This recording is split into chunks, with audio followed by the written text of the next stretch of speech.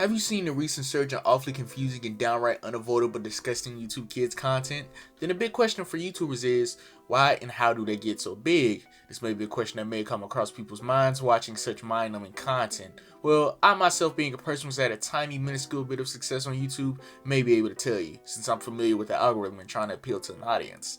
Now, I'm not Mr. Beast, obviously, seeing as I don't even have 1,000 subs, but I have had some videos become popular, and my most popular video is a YouTube short, which segues into our first topic at hand. Not really.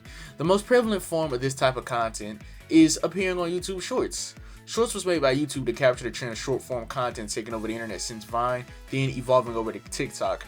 The king of short form content right now may just be Instagram, with Reels however. Both of them are leading to the sissification of society anyway.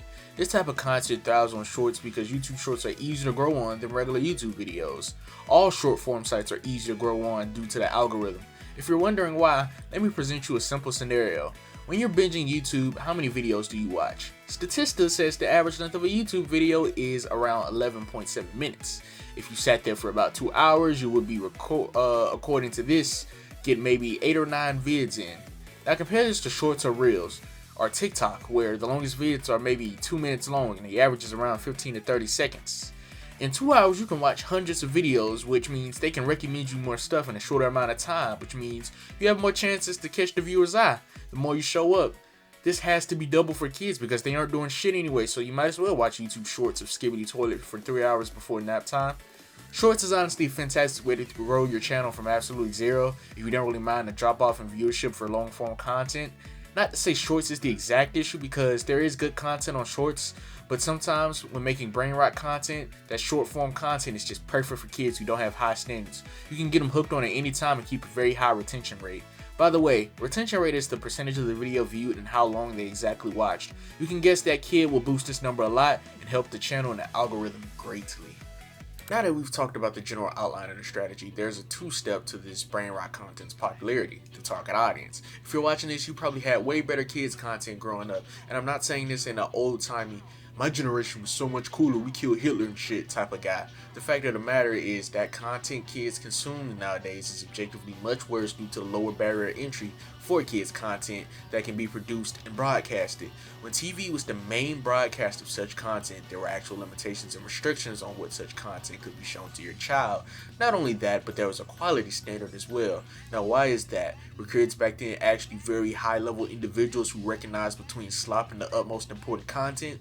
No, dumbass bitch. It's because kids are just really impressionable. Well, a lot of you older teens and adults are too, but that's a convo for another day. You see, it's not that hard to get a kid glued to the screen. That is what kids creators have genuinely figured out already. So instead of looking for the most educational, thought-provoking content possible to the top, we instead have whatever bright-ass colors and cliche gimmick can draw kids' eyes to the screen even more. Why do you think those kids' toy channels grow so big? It's because the catchy words and recognizable fun-looking kids mascots melt their brain into a slush, which glues them to the screen the entire time. I am not a YouTube Kids creator, but I can guess probably what these channels' usual routine is. 1. Find out whatever trend is hot online right now, because good chance if it's animated, kids are watching it.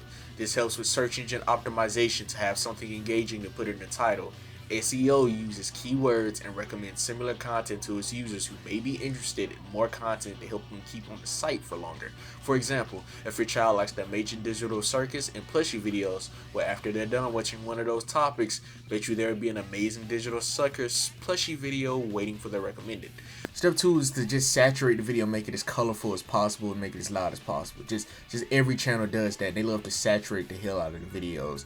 This is done obviously because kids love loud colors and bright things, but it also may be done to give them a seizure. I don't know, but it's awful. Number 3, add in a subject or topic that will pull the kid in even more. Now this can be something regular like a mystery or things that may be funny to a kid. There is also another route, but this one is morally wrong, but I have seen it. Many YouTubers use clickbait and content with fetishistic and sexual things in it.